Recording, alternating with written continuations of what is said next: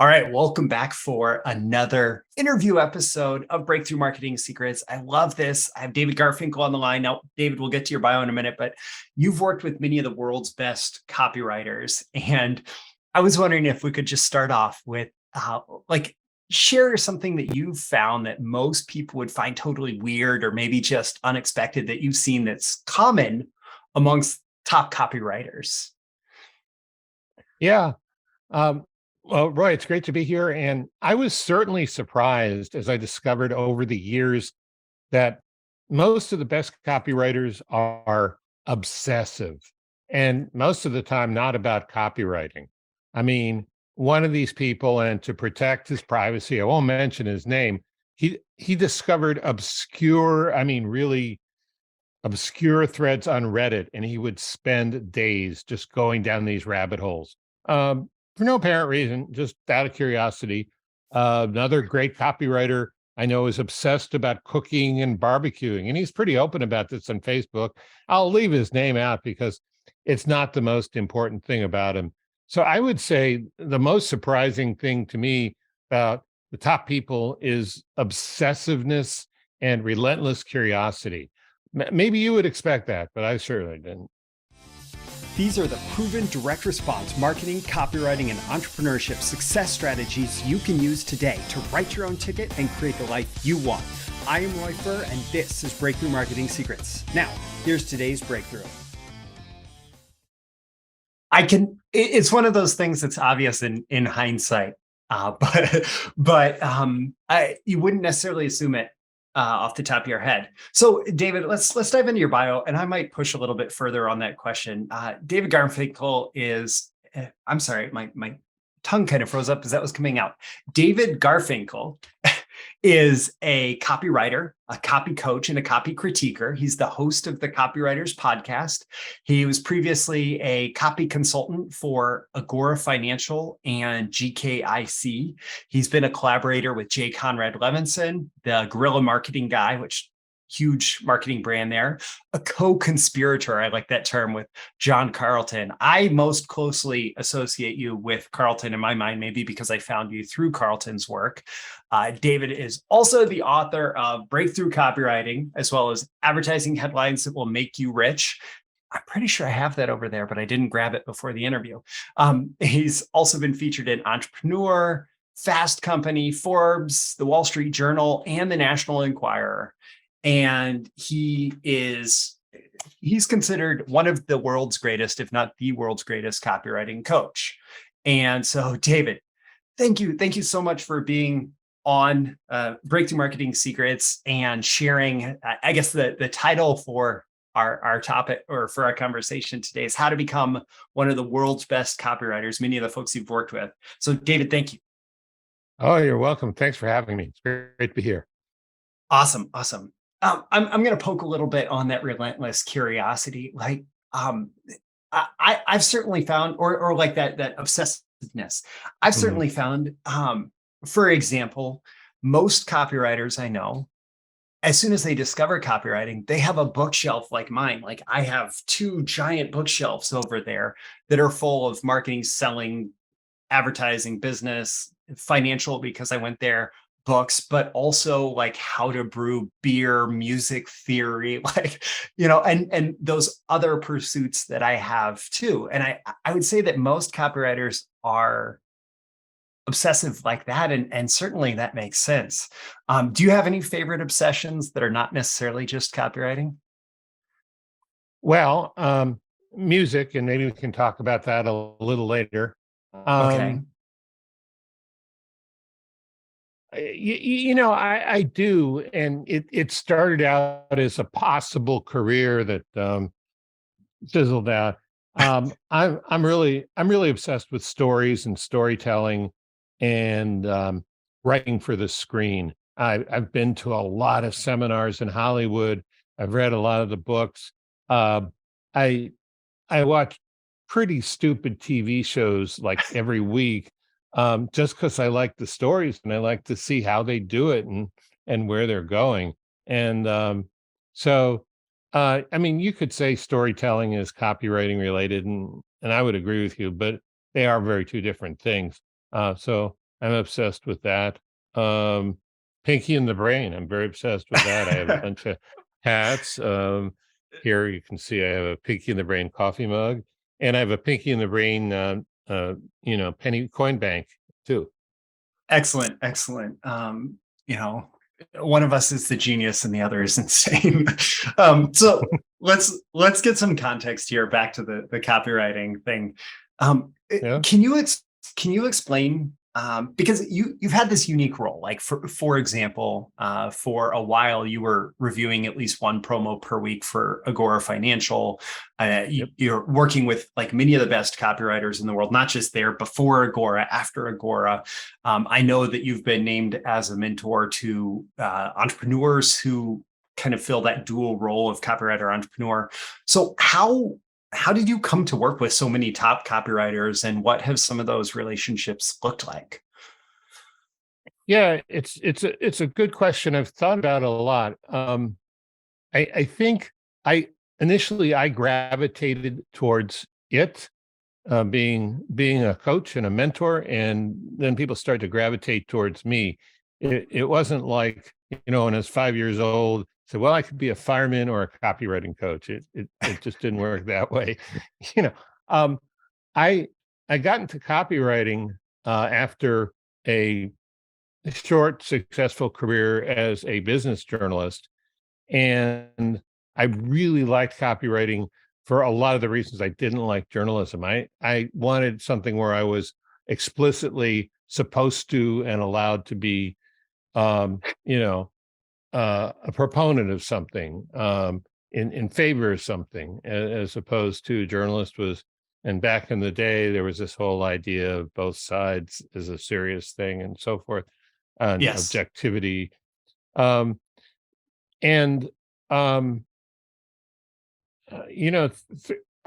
was writing like crazy. I was writing a lot, everything I could, as fast as I could. And I was putting in 60, 70. I don't know if I ever put in an 80-hour week, but I might have, but I would talk about what I was doing. I remember I was taking a class on screenwriting in Marin County, and the teacher was very serious about screenwriting, and you can imagine what a smart ass I was. I would say, well, in the tawdry world of copywriting, we do something similar. And I would say things like that pretty often. He got very annoyed, but he found it amusing. And other students liked it. Two of the other students came up to me. They were both published writers. One was a novelist with a book published by a New York publisher, wasn't a bestseller. Another was a reporter for a local newspaper. And they noticed I was happy about writing. I was always talking about it. I had a new car, and they weren't doing quite as well emotionally or financially. And they said, would you teach us copywriting? And that's kind of how it got started. And I said, well, if you wouldn't mind my recording it and turning it into a product, yeah, I could do that. And they said, no, that's okay. That's the consummate copywriter entrepreneur. Right. That proves I was really a copywriter. So, and I met Jay Levinson right around that time. And the first thing he did is ask me to write a book with him, guerrilla direct mail.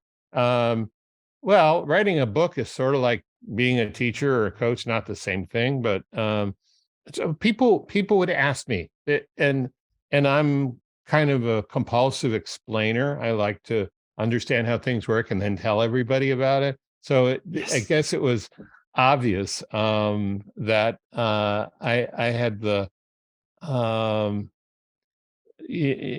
not the chops for it, but the seedlings, like the predilection. Yeah, the predilection. Yeah, that's a better word. Yeah, that's the right word.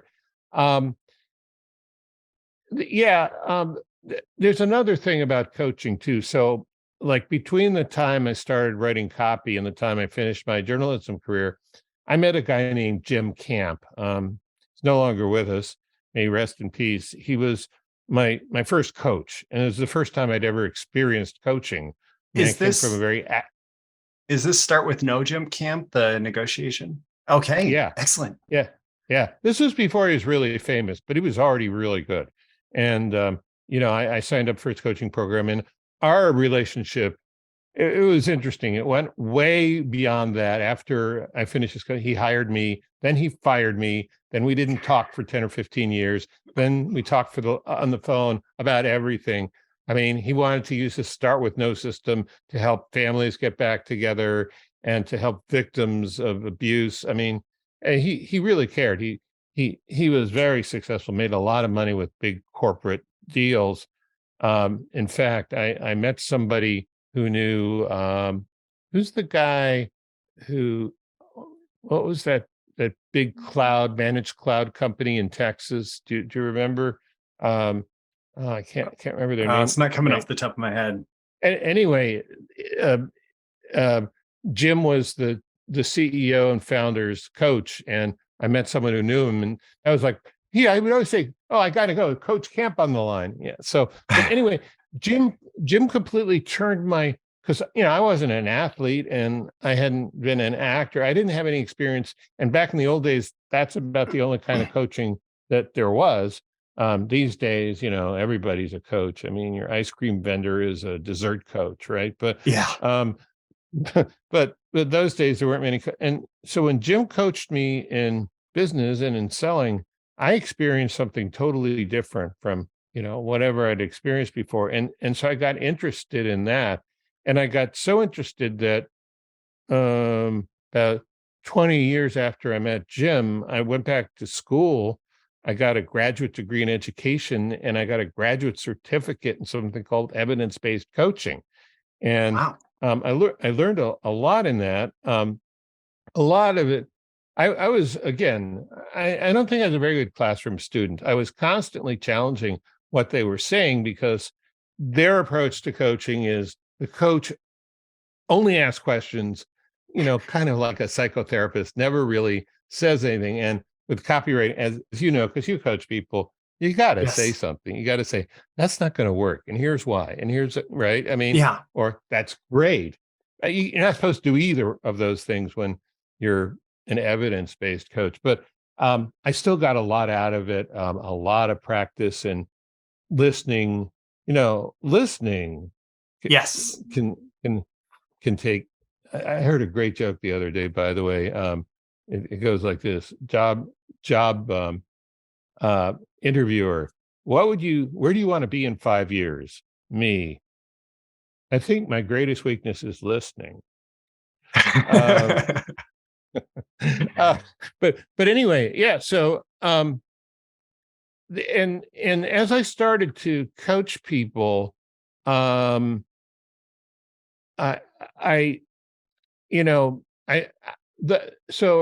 initially I would go to seminars, I would present something, I would mention I was a coach, and people would come up to me and they'd want to work with me, and then I'd start to get referrals. And I even remember a couple of my students were riffing headlines and leads like this in front of another guy. I said, "Where'd you learn this?" "Oh, Garfinkel taught us that." and believe me, that's not one of the things I teach people, but these guys were just natural show-offs.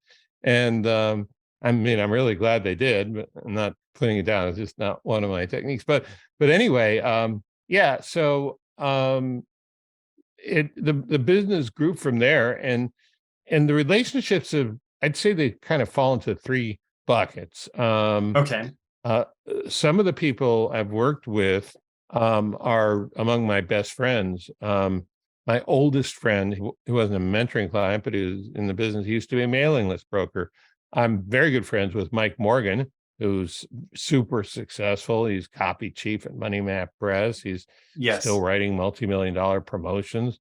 And I'm good friends with Carlton. I certainly didn't mentor him. If anything, he mentored me in a few things. We've done a lot of work together as equals, but I would be the first to say he's the greater among equals, no doubt about that.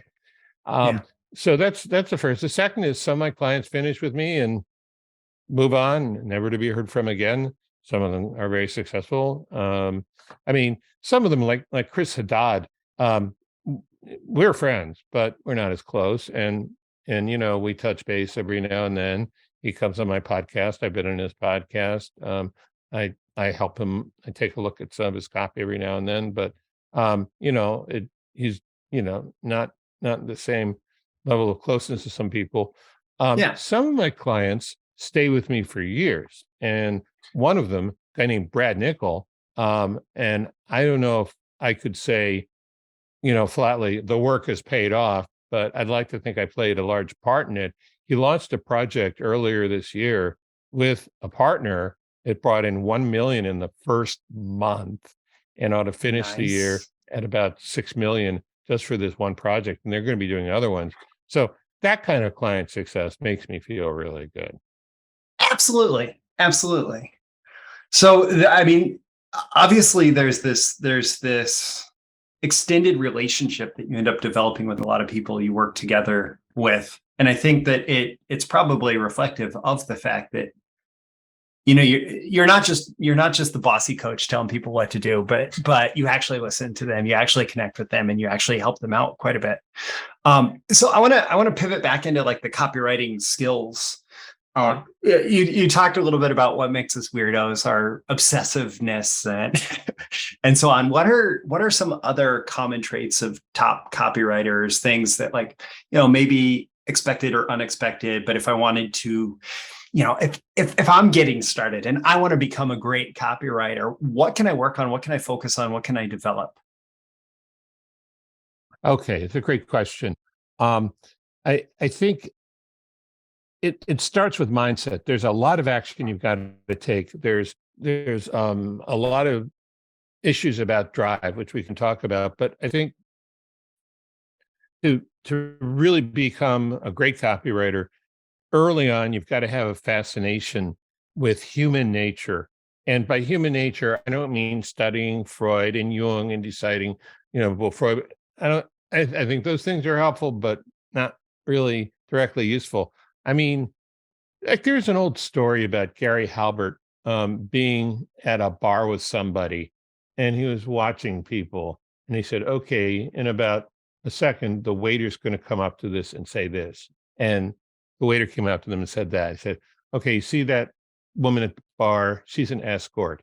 She's going to hit on that guy in about 90 seconds." And she comes up to this guy and very professionally, makes him a proposition. I'm not saying you need to learn to do that, but Gary was like another level of understanding human nature. Now, you don't have to love people. It helps if you do, but you need to at least like them. And I'll give you a counter example. I know one guy, again, I will avoid names to, keep from identifying the guilty. He's a top marketer outside of direct response copywriting. Okay. He's very, very good at something else.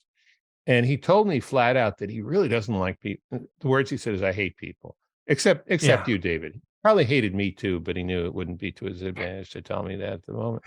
You use that line on all the. Yeah, you tell everyone, you tell all the guys that, right?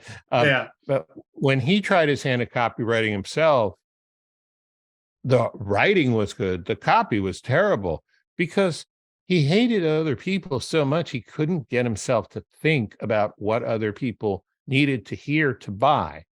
So you need to have at least some manufactured empathy. Real empathy would be even better. And where does that come from? I think it comes from a few things.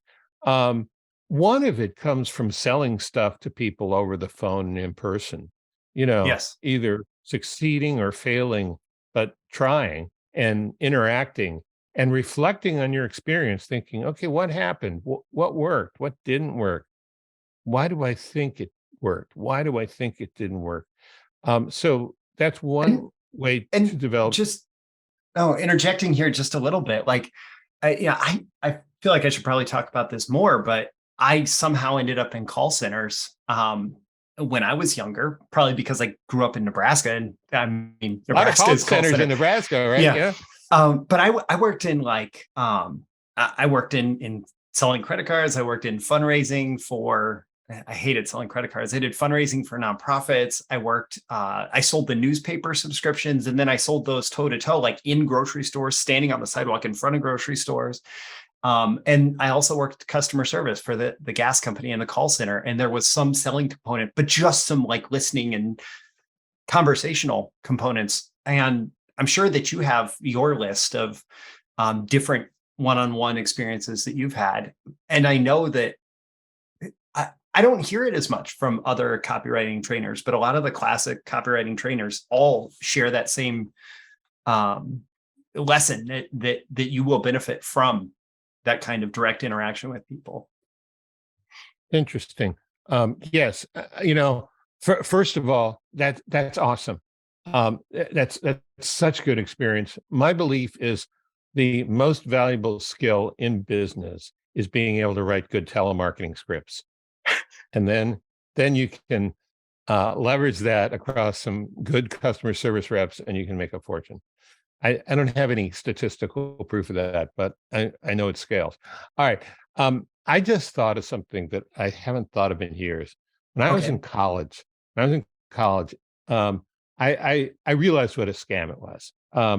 I realized that my degree in French was only going to get me a couple of things. I could get a job as a French teacher, which I did not want to do, and I hadn't seen myself as a teacher at that point.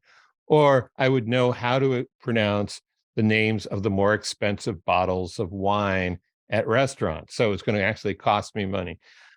So in the last 2 years of school, particularly the last one, I turned it into a trade school experience. I mean, I was still in an academic liberal arts program, but I worked at the student radio station. I worked on the student newspaper, and I worked at a consumer complaint resolution center. And I didn't really, I don't know how I found it. I don't think I had any idea what it was, but I did it. I was adventurous. I thought I'd try. And I remember there was this one woman who had a complaint with, I'm pretty sure the guy was named Big George. He was an appliance dealer in Ann Arbor. And she was like loaded for bear. She wasn't having any of it. And somehow I talked her into, I don't know, well, what if you put the laundry detergent in the little cup rather than just throw it in the wash? I really don't remember what I did. But anyway, I resolved it. And Big George came into the center and he got religious. It was like I was the second coming or something. And he was so grateful and so happy. And today, having gotten refunds and angry customers with my own business, I do understand it. At the time, I didn't, but I'm sure that made an impression on me that kind of paid off, just because, most copywriters don't understand the human dynamic between seller, product and service, and buyer. And there's a lot of emotion going on there. And It's not what you would expect. And all these crappy TV shows I watch, it's not what you see on the TV shows. It's because what they need to put there needs to work dramatically. It needs to be barely believable, but it needs to work in terms of the story. So, here's the key thing. If you grew up in a family, an entrepreneurial family, a business owner family, maybe your parents were salespeople, what I'm about to say doesn't apply so much. Okay. But for, the majority of people who didn't, who grew up, in a family of employees or professionals or something else, you're going to have some very stereotyped and probably inaccurate and definitely not useful ideas about how people behave and what they think. I did 4 podcasts on about 2 paragraphs from chapter 2 of Vic Schwab's book, How to Write a Good Advertisement. And it was just about what people want to become, to gain, to save, and I guess to avoid.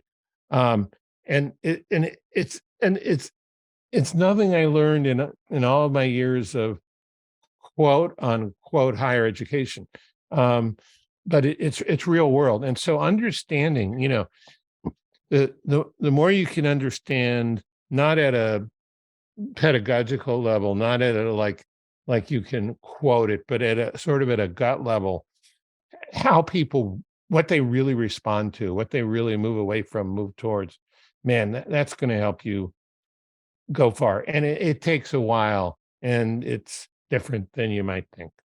Yeah, it continues to be a study for me. And I know most of us who are serious about copywriting, I mean, we're continually curious about humans and human decision making and human behavior. And yeah, there's a lot of simplification that goes on out there for like a mass audience or an academic audience. But it reminds me of the old Halbert quote that to be a great copywriter, you need to understand two things, and that's behavioral psychology and math.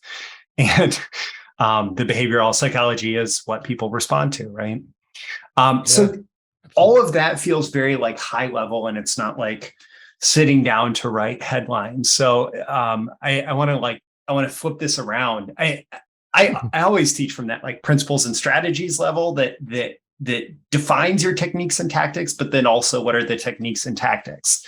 So if someone comes to you and they want to improve their copywriting, what kind of regular practices or daily, weekly, monthly habits might you recommend for someone just interested in growing their skills? And I suppose it might vary based on, their current level of experience, but generally.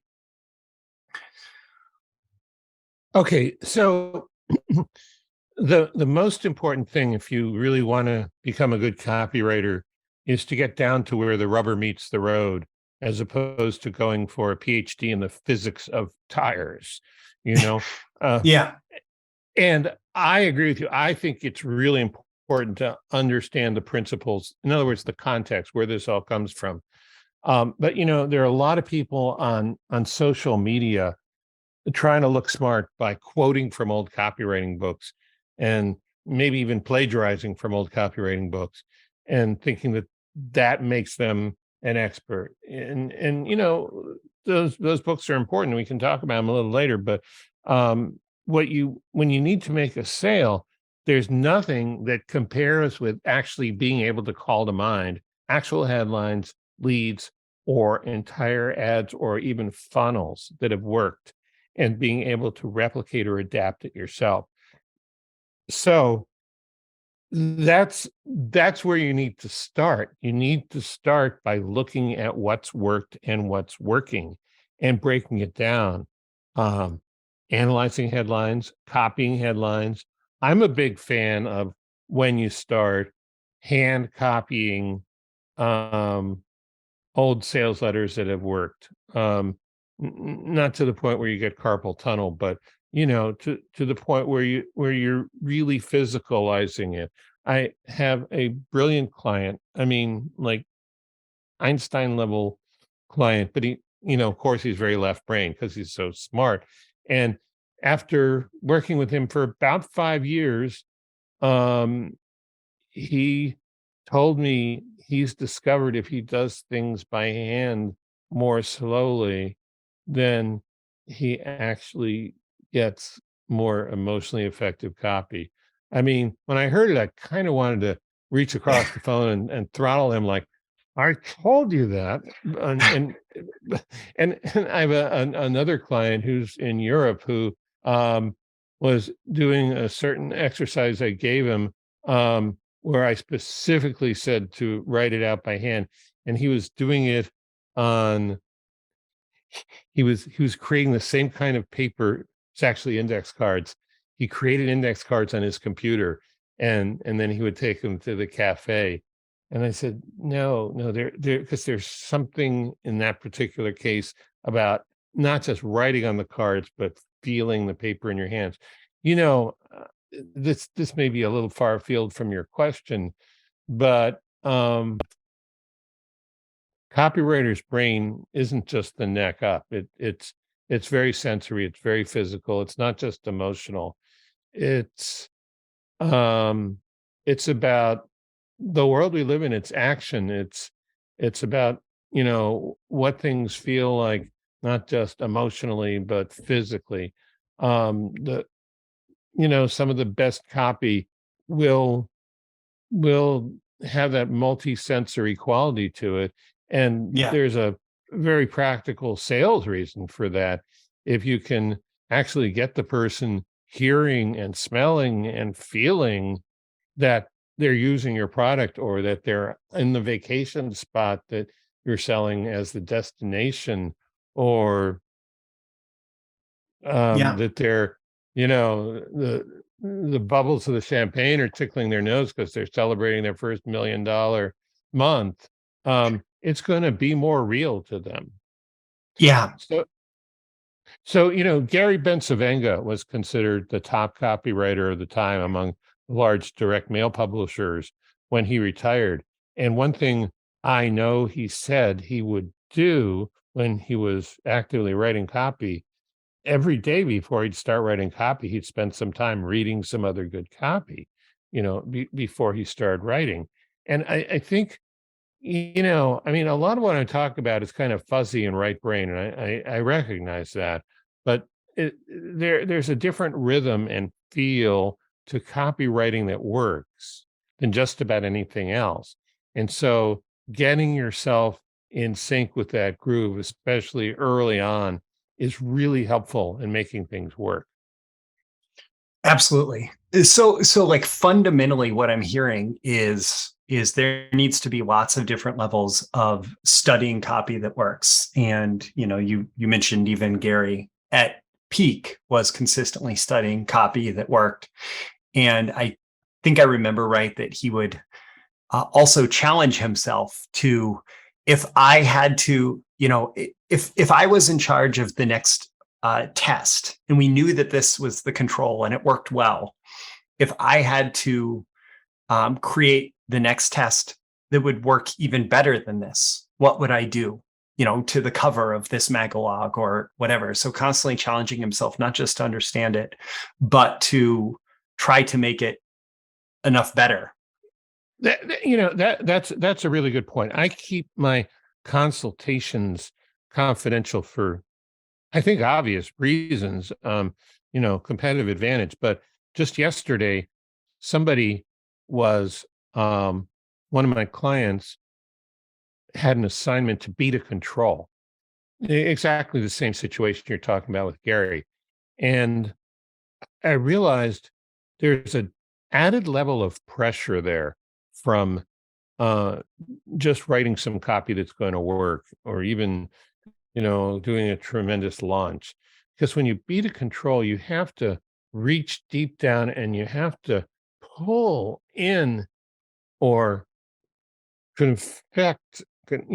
compound an idea that is new, but not so off the beaten track that it's not likely to work. And so, talk about, sharpening, knives by rubbing them together. Gary, that's a tough exercise he would give himself, but that would really keep him sharp too. It's a really smart thing to do. Well, eventually, my understanding was he won like 90% plus of his beat the control, which is just off the charts. So maybe it's a good exercise to model. Yeah, it might be. Yeah. Yeah. Speaking of Gary, and one of his friends is Brian Kurtz, who you recently interviewed. He is, I imagine he calls you this, I don't know. I would call him a mutual friend for life, using his term. I would say that. Yeah. Yeah.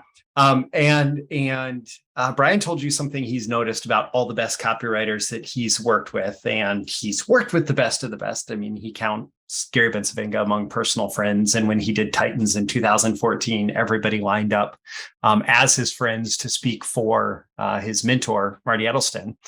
Yep. So what is this thing that Brian told you that sets these best of the best copywriters apart? Well, when I asked him, he started to give me a list, and I stopped him after the first one, which was hungry. And the list, if I hadn't seen the same list in an interview he had done with Barefoot Writer, I'm not sure I would have stopped him. But I already knew what he was going to say, and I didn't think it was especially useful, because he was talking about qualities, which are kind of abstractions, Okay. I mean, Yeah. I mean, hungry. I mean, the guy's coming to his office, say, "Hey, Brian, you got something to eat before we get started?" I mean, Yeah. but he was very gracious in when I objected, and he thought a little bit, because what I wanted was an action, something they did. And he Okay. said, yeah, there was something they did. And I found this fascinating. Um, he said that when and he didn't say them which ones they were, but when the David Deutsches and the Paris Lampropolises and the Gary Bensavengas, probably those guys and others, would come in, the first thing, and they were being asked to promote an existing product, they didn't want to look at the copy. They asked about the lists. They asked which lists are working and which ones are not. And with the list, which selects or which subcategories of the list would work, which to me is quite revealing, because, they say that copy is maybe 30% of the success of a promotion, and Yeah. maybe 20, maybe the offer is another 20, 30%, but the rest of it is the list. And Yes. it makes sense if you step back from, because, without good copy, it's not going to work. So we are important as copywriters, but without good customers, it's not going to work either. And if you don't know who the customers are, then it's a crapshoot. And if you already have data on which customers are more successful and which are not, there's a story too about Joe Sugarman.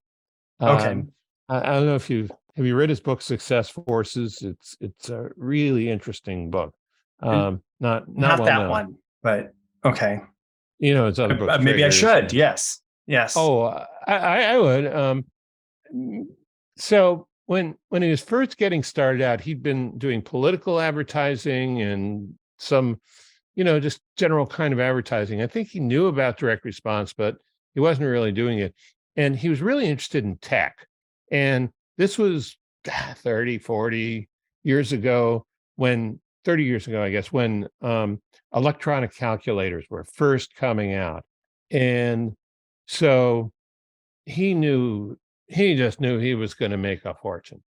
He just knew that this is the greatest thing since sliced bread. And, Sears and a lot of the big chain stores of the time were selling it, but they weren't really selling it directly. They just stocked it. So he contacted the manufacturer in California. He was living in Chicago, and he put together a promotion, and he raised some money. And he told his investors, here's the deal. You get your money back first, and then we'll split the profits. And I think this is a pretty fair deal. And he worked with a mailing list broker, and he tried 10 different lists. And he was sure that engineers and accountants would just buy this like crazy. Okay. But the mailing list broker had a little more experience than Joe. So he said, well, let's try a CEO list too. Okay. So he mailed it out. No orders from engineers, no orders from accountants, but the CEOs really liked it. Joe was out of money. The mailing list broker said, tell you what, you order another list. You pay me when you can, of CEOs. And he did. And his whole house turned into a warehouse fulfillment center, I mean, when the land rush hits, it upsets your life. Yes. And so the lesson there, which I'm sure he learned very well, is, the list. And here's the thing, hindsight is 20/20. Engineers and accountants are conservative. They learn certain things that work, and they still like to hold on to their slide rules and their spreadsheets. But CEOs, they're a little more adventurous, and they like to have this cool new gadget that they can show to other CEOs and say, hey, I got one of these. You don't, do you? Schmuck, right? Yeah. And hindsight is 20/20. Of course, maybe the mailing list broker knew, and he was smart enough to keep his mouth shut. I don't know. But anyway, So, at the end of the day, the list is the most important thing to get right. And then great list, great copy, and you got a winner. Absolutely. And so many various stories come out about the audiences driving it. At this point, what I'm seeing more and more is media buyers saying, don't even try and write great copy. Just make sure that you know where your media buying is targeted and speak to that. So if you know somebody is typing in like how to become an A-list copywriter into Google, if you can give them how to become an A-list copywriter, that is the best copy you can write, right? Like if you can fulfill on that promise. And of course, it's very different if you're talking a direct mail list. I remember Brian talking about knowing certain offers would work to a gambling list versus to, and it really varies. My grandpa actually bought one of the very, very, very, very, very first electronic calculators. And he was an engineer. He worked on skyscrapers in Indianapolis. And I would say if he didn't respond to the JSNA advertisement, it's actually because he already owned one as an engineer. But I think he may have been an unusually forward-thinking engineer, though, right? Yeah, I think he might have been an engineer and a CEO too. So, oh, there you go. Yeah. So I got into copywriting from the writing side. I found a book called The Well-Fed Writer. And I was like one of those screenwriters or journalists or whatever. Like I was somebody that was interested in writing, but assumed that you could not make a great living as a writer. But then I found this book, The Well-Fed Writer, and it promised make a good living as a copywriter. And, a lot of other copywriters come to this craft from the writing side. It sounds like, and maybe we've gone down this avenue a little bit already, but it's not necessarily a good thing for us to just focus on the writing. I mean, I haven't heard you saying, practice your sentence structure or your anything like that yet. So can you speak to that? And yeah.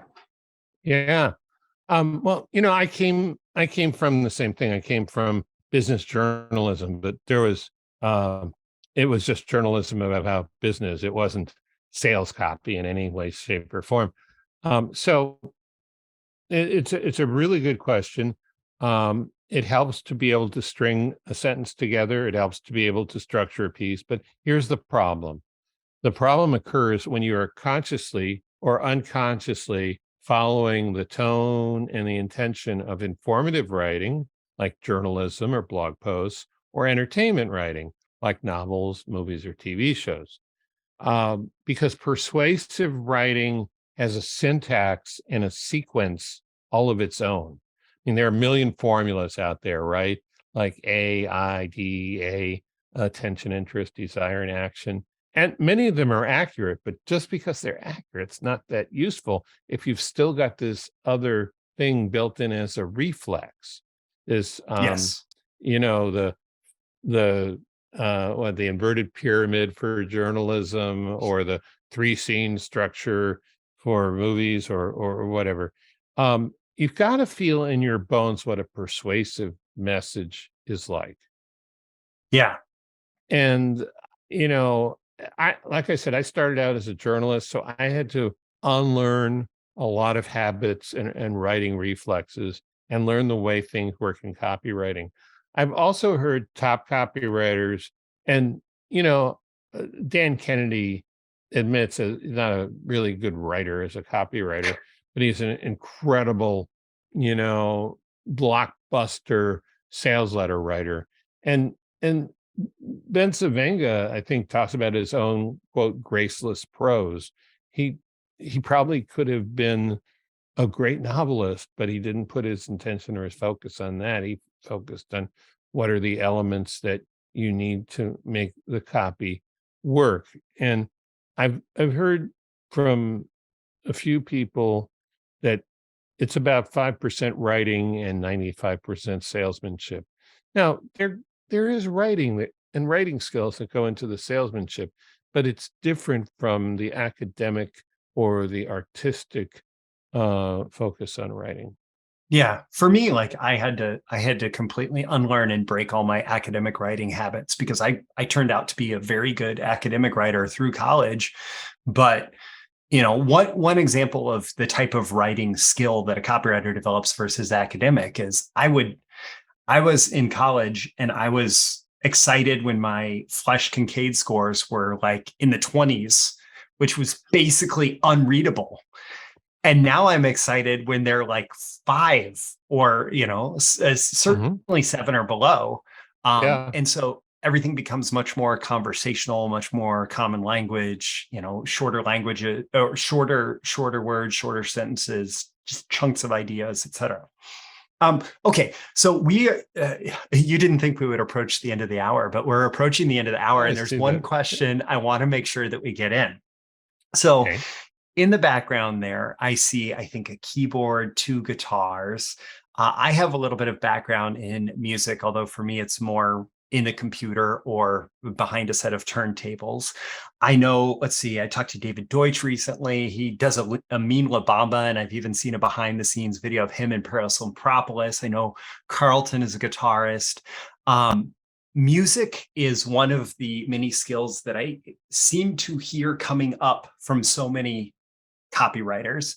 And, you made a note to me that you've actually been composing music for your video promos for the Copywriters podcast, which, by the way, at copywriterspodcast.com, we'll include a link in the description. People can find that interview with Brian too. But you've been composing music for your promos. Like, talk to me about that. Like, what's the connection there between music and copywriting, and just your general interest in doing that? Okay, so I've asked myself the same question. I've asked other copywriters the same question. We have no idea. Those of us who are into music, you probably don't either. And there is, copywriting is more kinetic. It's more proactive and moving, and so is music. I mean, music without a groove is not music; it's just noise. And what happened to me is, I don't know, about 5 or 6 years. I played in a band. I'd had an electric guitar. It's outside of the screen, but you can see it. It's a 1966 Gibson ES 330 TD. It's a little hollow body. It's like B.B. King's guitar, but sort of the junior version of that. Okay. And so all of a sudden, I when I became a writer, I said, okay, that's it. No more music. That's not going to work. And it wasn't like I thought the music would hurt my writing. It's like I'd been thinking about becoming a musician, and I was afraid, I'd constantly be doubting and, wandering away from writing. I knew I was really going to have to focus to be successful as a journalist at the time. And so all of a sudden the music thing clicked in about 6, 7 years ago, I guess. I picked up the guitar. I took some guitar lessons. Then, do you know Doberman Dan by any chance? Yeah. Yeah.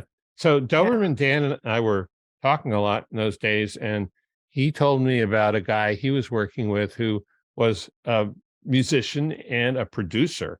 And so we worked together once a week. I created an album. It's terrible.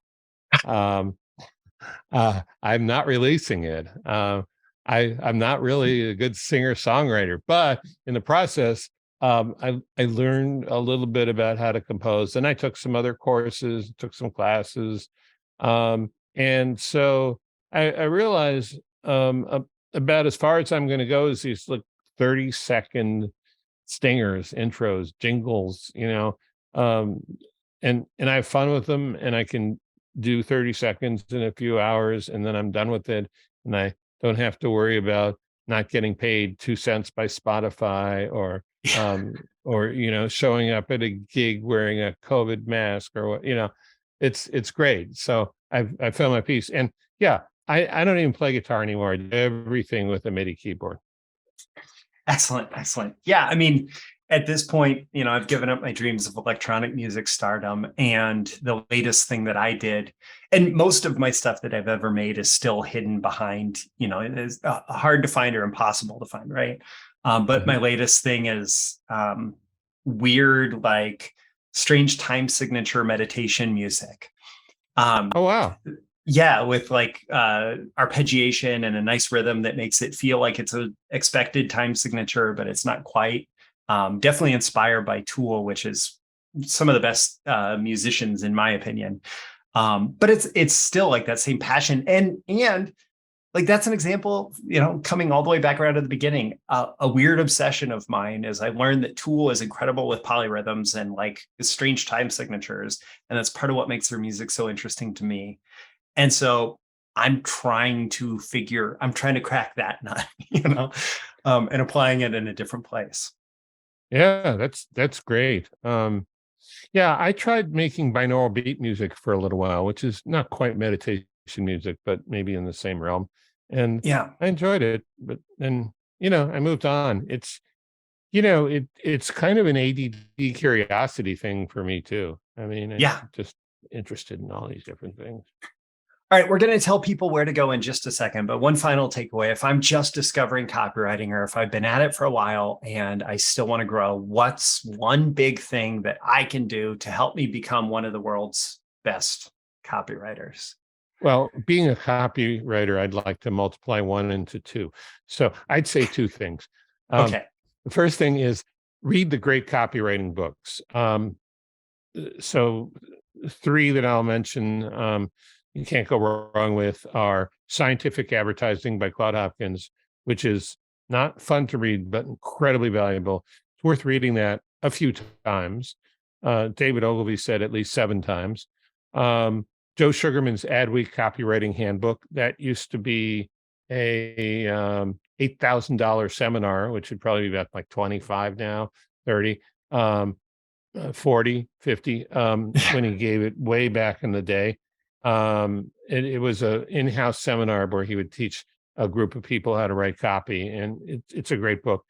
Gary Halbert's Boron Letters, Bond Halbert has updated it, and it were letters to Bond. You read a few things like that. That'll really get you started. The other thing is find some great ads. And swiped.co, swiped.co is a good place to start. As you make more friends in copywriting, you'll find people who have swipe files who can share them with you, or you can buy them. Hand copy them just the way as a painter you would copy the old masters. Just hand copy the whole thing word for word. It's okay if your lips move while you're doing it. In fact, it's even better because you want to hear the copy, because copy is ultimately the spoken language in written form. So those are the one thing I would suggest you do. Excellent. And if I can add one little thing to the hand copying, I would encourage you to not just hand copy like superficially, these are the words, but like, what is being said here? Ask yourself as you're going through. Okay, they just said that. Like, I went through that process, and I know most good copywriters have gone through that process. And there's a little bit of critical thought and reflection that makes that practice so much stronger. The great thing about handwriting is it slows you down, like you said earlier. So, a couple different resources. One is very low cost, one is free, and one is, for serious students of copywriting, folks who want to improve themselves in a big way. One is your book, Breakthrough Copywriting, which is available Amazon, other places where fine books are sold, where the finest books are sold. I'll make sure to include a link in the description to that. You have the Copywriters podcast, which is at copywriterspodcast.com. They can find the interview with Brian there, as well as quite a few other interview I've been on there once. With you too. Yeah. They can find the interview with you. That was a really good one. Chris Haddad. You are so well connected throughout the industry that you just get the best guests and conduct great interviews. So they can find that there. And garfinkelcoaching.com to get coaching, mentoring, and critiques from you, the world's greatest copywriting coach, right? Yeah. So I would encourage folks to check that out. Thank you, David, for joining me for Breakthrough Marketing Secrets for this interview. You're welcome. Oh, it was a pleasure. It's always fun to talk with you. You have such an expansive mind. I like it. Oh, well, thank you. Thank you. And thanks to everyone who has joined us, who have watched or listened all the way through. And I will catch you again in the next episode. I will see you soon. Thank you once again for tuning in to this daily episode of Breakthrough Marketing Secrets. Remember, check out the links with this episode for even more value. Now make sure you like, comment, share, subscribe, and engage in every way you can to keep this show going and growing and delivering daily value to you. I'll catch you soon for your next big breakthrough.